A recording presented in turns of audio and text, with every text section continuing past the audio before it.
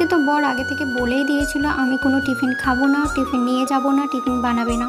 তো সেই কারণে কিন্তু আমার কোনো আগ্রহ চেষ্টা ছিল না, যেহেতু টিফিন নিয়ে যাবে না। আর টিফিন করে কি করব, যখন ও নিয়ে যাবে না, খাবে না, তাহলে ফালতু নষ্ট হবে।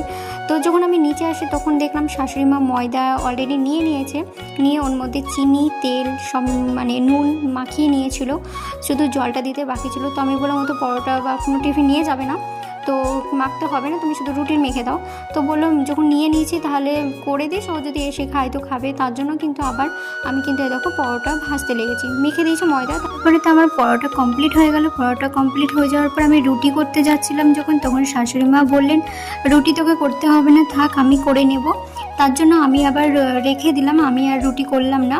তারপরে তো টুকটাক যা কাজগুলো ছিল সেইগুলোই আমি কমপ্লিট করছিলাম।